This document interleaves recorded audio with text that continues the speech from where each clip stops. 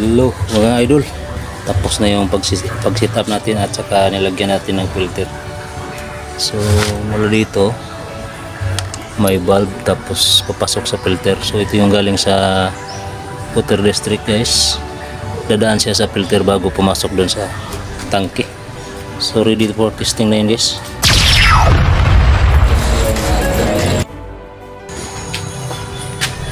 Hello guys, good morning. Isang magandang araw naman sa inyo dyan. So pasensya na guys, may pause tayo ngayon.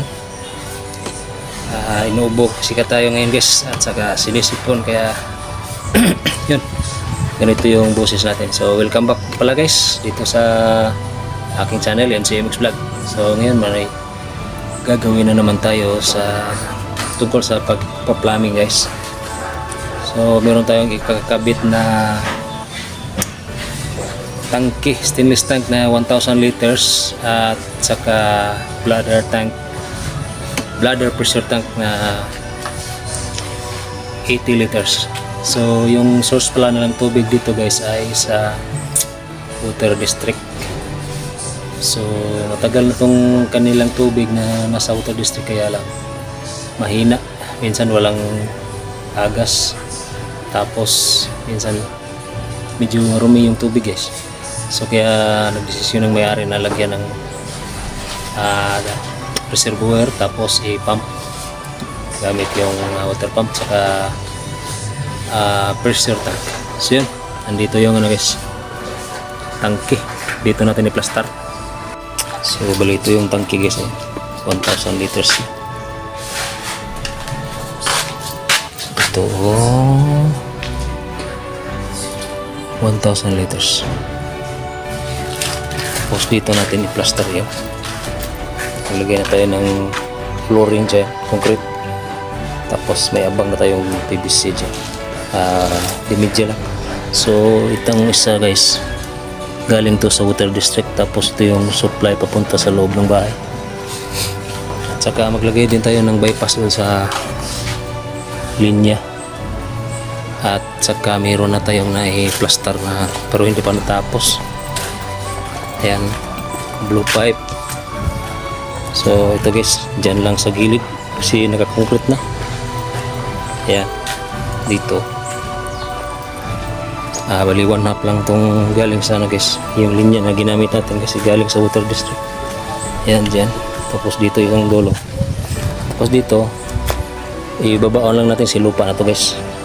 So mag-hookay pa tayo dyan, saka dito tayo maglagay ng control. So yung gripo niyan galing sa yan, water district. So dito hahanapin natin yung connection dito, at dito tayo maglagay ng bypass. Pwedeng lagyan natin ng check valve or ball valve, manually lang siguro, para malaman nila na for sure yung kasi kapag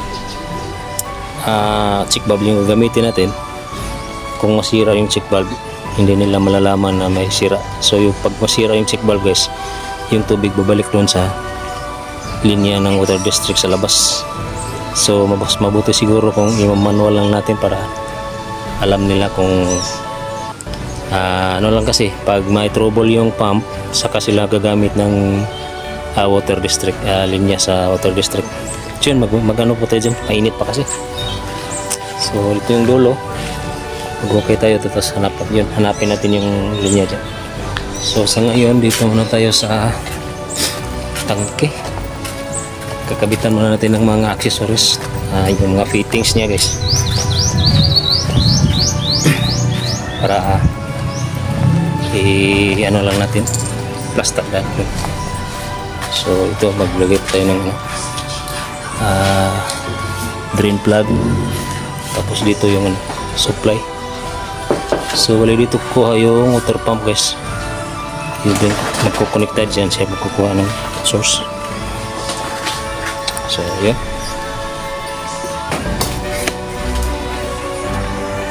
so yun guys.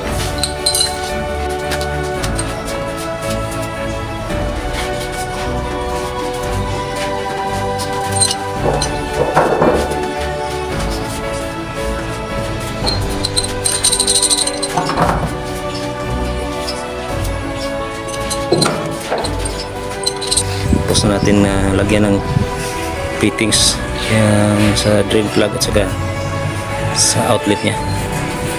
So plaster natin yan, ipatayo natin yan dito guys, ditong banda.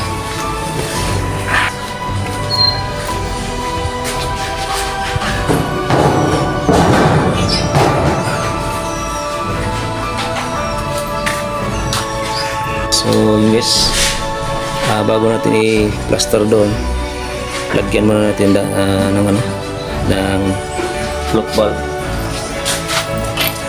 So ito yung float bulb kasi sa water district yung source natin, kaya lagyan natin ng ganito para pag napuno siya, automatic off yung tubig.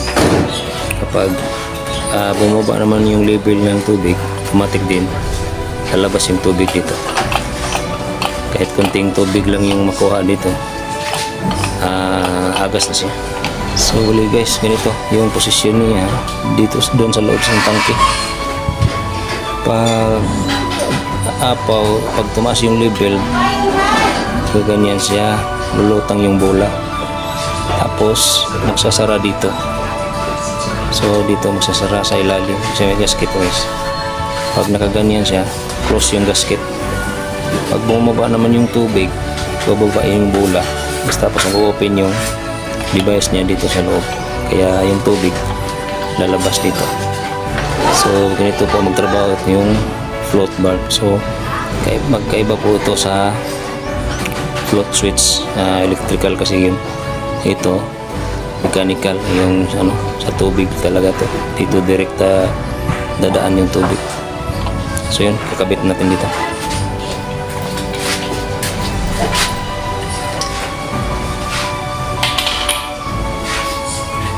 So PVC lang yung gamitin natin guys. Ito bali dito, ito yung kapalakayan ito.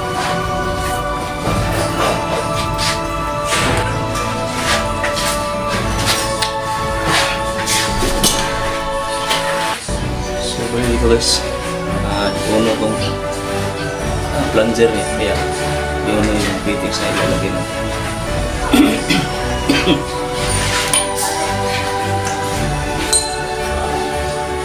I-reduce lang natin ang yung reduce 1/1, tapos may buka yun na 1/2 3D. Dito natin papasok yung itong float bulb niya. So yan, dito na.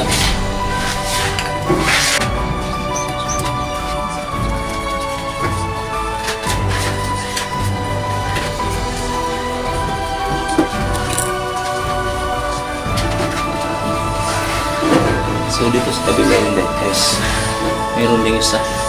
So dito papasok yung tubig galing sa water district, kaya hatiin natin yung tray dito sa loob.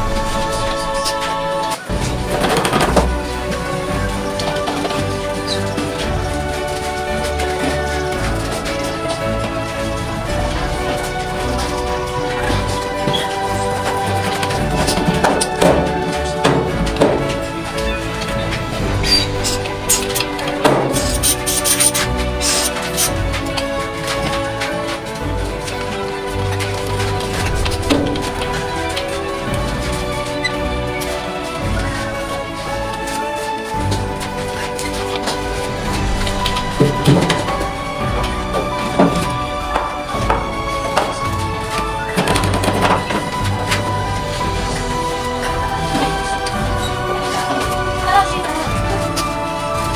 tingnan natin sa loob, guys. Ayan siya. So, balikan niya yung posisyon niya, guys. Ayan. Yung lutang ng valve ganyan. So, bali yung tubig, level lang dito. Ito, sa last groove na. Ayan. Ayan, ganyan. So, nakaganyan yung close na yan. So, paglutang, ganyan siya. Pagbaba pala ng tubig. Ganyan siya. Pag lumutang, ganyan. So, ayun. So, balikan niya siya. Guys. So, ngayon, maglagay muna tayo ng adapter dito. Yung isa para sa outlet, inlet ng water district supply. So, yun. Lagyan natin ng adapter, guys. Ito. May lagyan nila tayo ng juicer. So, bali 1/2 pa yung labas dito.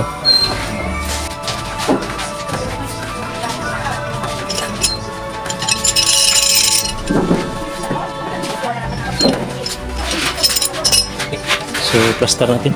So, yun. Plaster, guys. So, andito na pala yung pressure tank natin. Ayan. Tsaka yung pump. 1/2 lang. So, dyan natin i-plaster. I-tabi lang natin sa tangke. So, yun.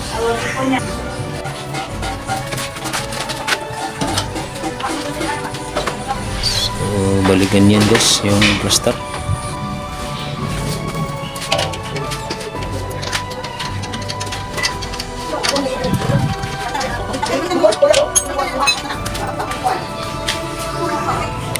So, yun, guys, kakabit natin yung fittings dyan.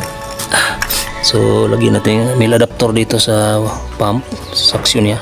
Ito, at saka meron siyang 5-way adapter. So, dito natin yan ilalagay sa buga. Para itong isa sa pressure switch sa ito namang isa para sa pressure gauge. Tapos yung isa, ito yung para sa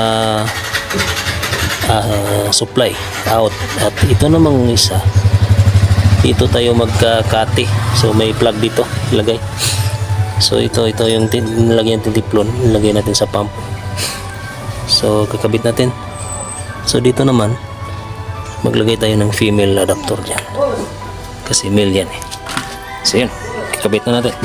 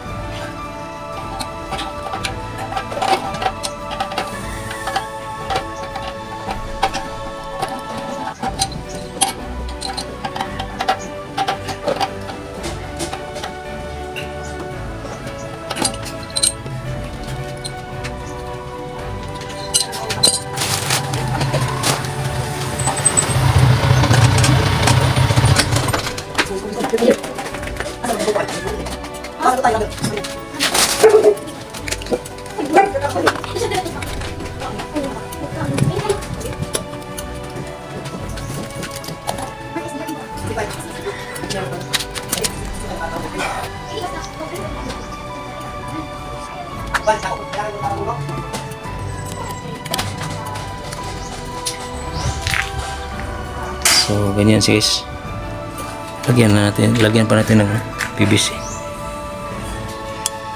So yun guys, yung posisyon niya dyan.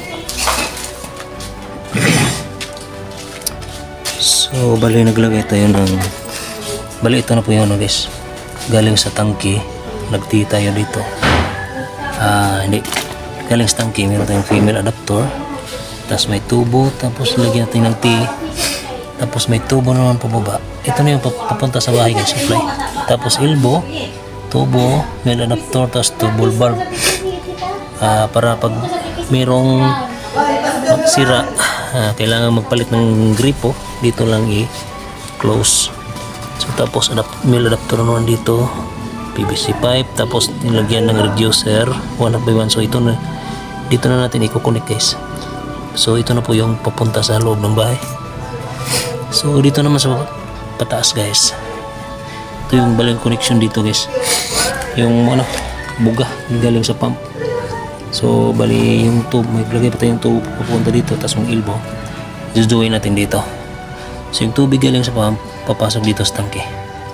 So pag puno na yung pressure tangke, so siyempre may pressure gauge, pressure switch tayo, mag-switch off to, tapos mag-off yung motor. So ito naman, lalagyan pa natin ng connection guys. Ito yung papunta dito sa dito, tangke. Ayan. So bali diyan, ayan. Lagyan natin ng connection papunta dito sa suction line ng pump.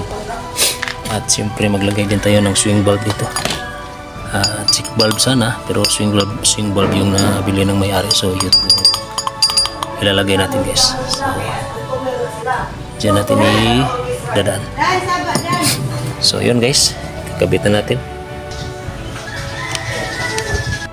So bali ganito natin yun guys. Mula dito sa tangke, lagyan natin ng adapter, tapos pababa medyo bend natin ng konti, 45 degrees. Tapos may elbow tayo dyan, bend naman natin dito 45 pa rin, tapos may elbow tayo na 45 pa sakit ito. Tapos naglagay tayo ng bull bar dito para in case kung mayroong problema dito sa pump natin, i-close lang natin kasi may tubig na nalabas dito sa tangke guys. Tapos may swing valve na rin na nilagay natin dyan para hindi babalik yung pressure dito sa tangke, hindi babalik yung tubig. So tapos may yun in case may yun nga for maintenance purposes. So dito hindi pa natin na-connect, dito connection na lang dito ganyan siya, bali ganyan siya dyan, ganyan. Tapos yan yung pump. Saka dito naman maglagay din tayo ng onion para in kaso kung tanggalin yung pump guys, dali na natin matanggal dito sa onion. So ito papunta na to dito sa tangke. So bali magti tayo dito, tapos mayroon tayong ano dyan, abang papunta na yan sa loob ng bahay galing dito sa tangke. So yun guys, ikakabit na natin.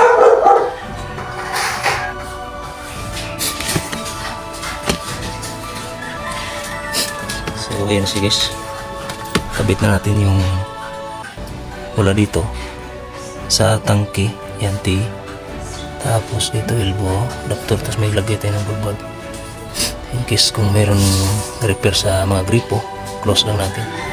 Tapos dito reduce tayo ng 1/2, yan 1/2 by 1 reducer, tapos elbow, yan yung papasok na sa loob ng bahay guys.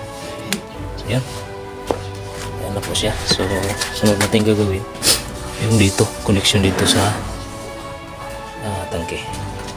Okay guys, kabitan natin ang tubo, connection sa punta sa water pump, galing sa water pump papunta sa tangke.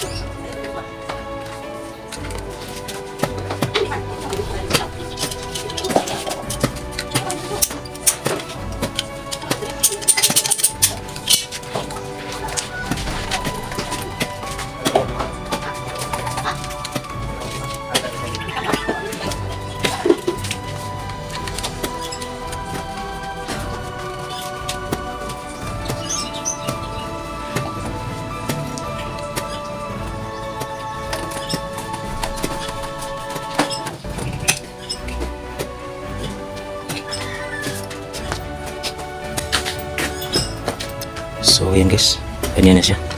So sunod natin i-fix yung kanyang pressure switch at saka pressure gauge.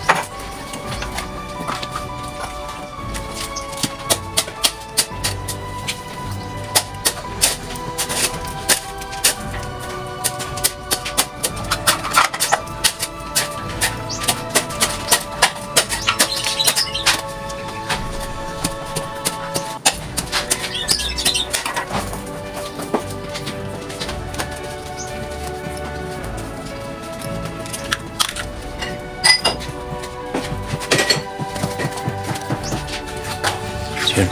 Okay na dyan guys. So sunod yung supply papasok sa tangke. Kita niyo yung tubo.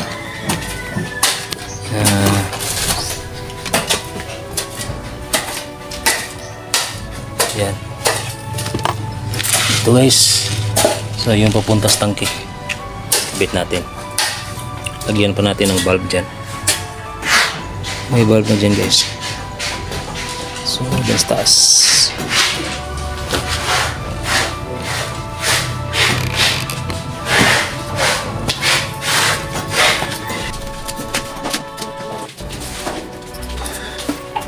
Ha?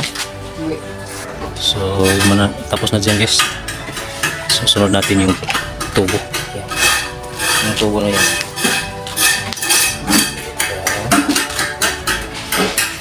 Ito nang kasama natin.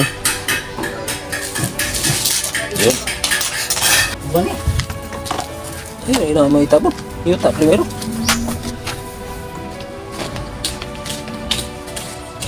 So yan guys. Tabunan natin ng lupa. Lipat tayo dito.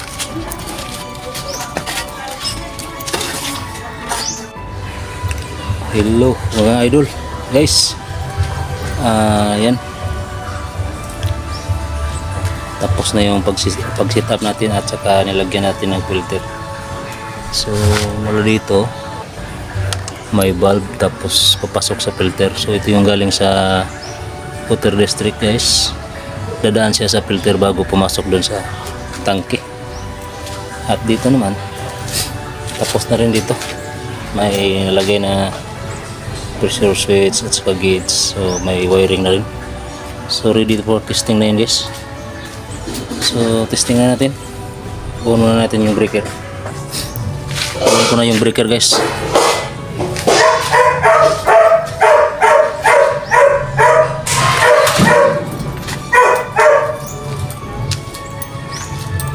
So yan guys.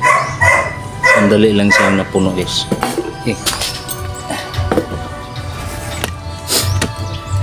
Pag-buo natin, yan. Nasa hindi umabot ng 30. So adjust lang natin yung pressure switch. Adjust natin yung pressure switch guys. Patasan natin. Sa ano lang. 29 lang yata. So sa pag-adjust guys, ikutin lang itong nut na to pakanan. Adjust natin 1 2,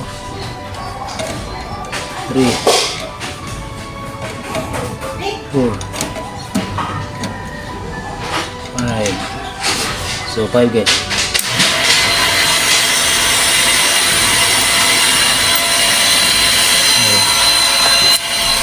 Tingnan natin yung cheese.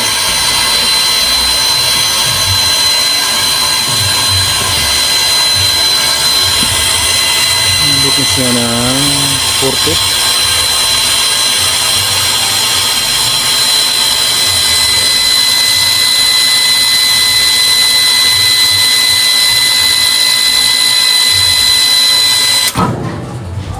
Yan. Mas babaan lang natin guys kasi lumagpas yan ng 40. Babaan natin ng konti. So sa pagbaba naman niya, kung babaan niya ng pressure, ikutin lang din to pakaliwa, counterclockwise guys. Yan, 1, 2,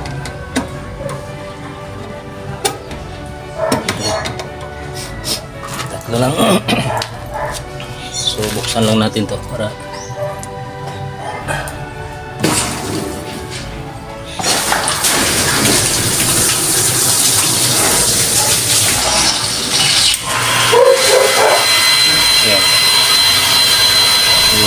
nirelease lang natin yung pressure. Tignan natin kung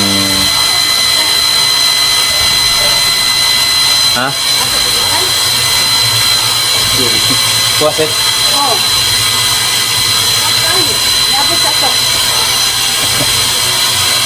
Wala mabulit na dia. So yan, umangat na tayo.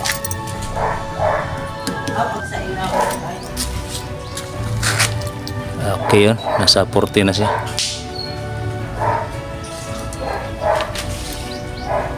Babaan pa natin.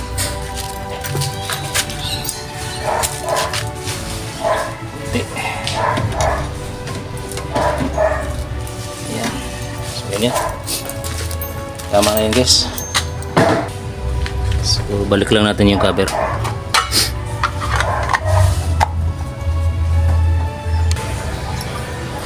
So ngayon guys, testing natin yung gripo.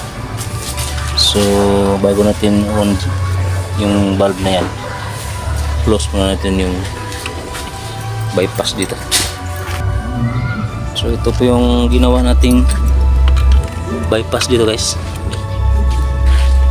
So bali yung supply nandito. Yan o, dito. Dito tayo nagtiis. So dito po yung supply niya.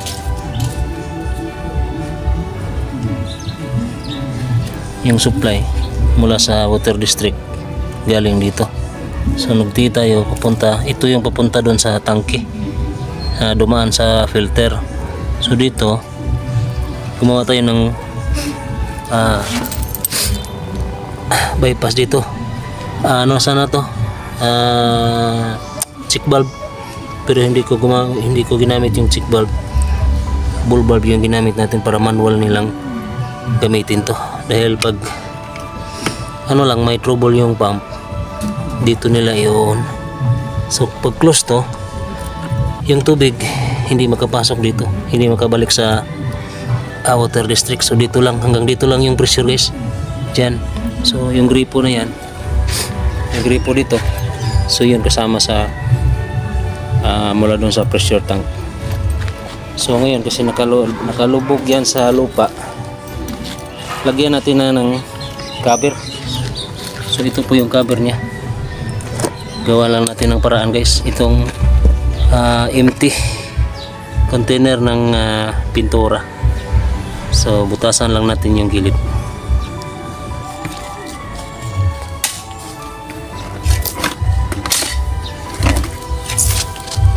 Ayan guys. Ayan. Kinat lang natin dito. At ito yung babao natin. dito sa yan dyan.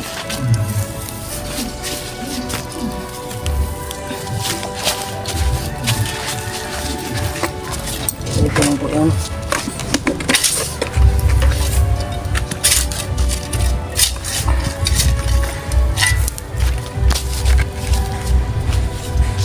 Yan. Tapos ito yung kanyang cover. Siguro na pa.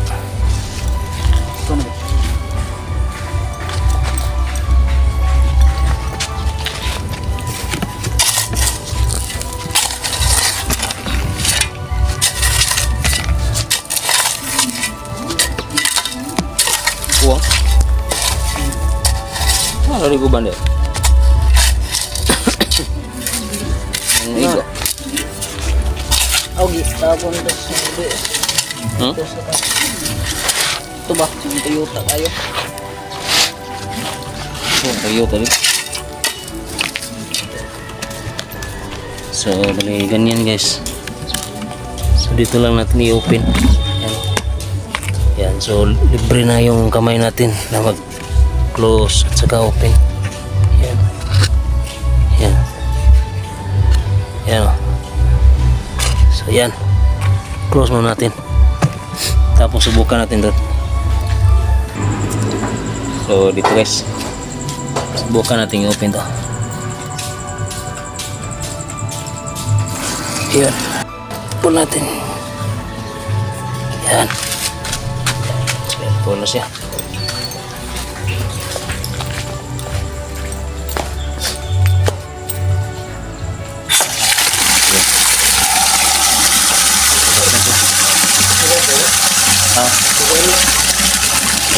Okay guys.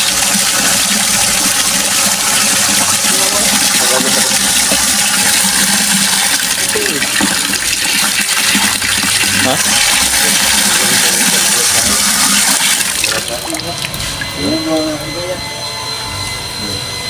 O ba ito mo kaling pilder? Handa na. Okay. Manda sih guys. Voice food. Ah. So, yun nasa 40.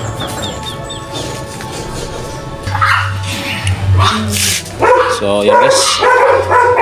Okay na lahat dito guys. Na-testing na natin at okay na yung tubig. So, pasensya na guys. May mga aso dito.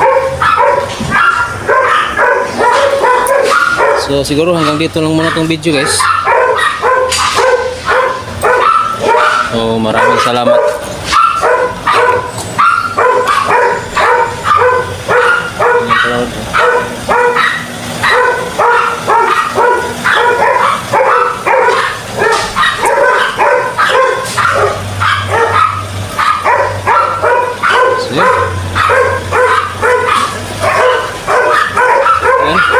Maraming salamat sa inyo guys.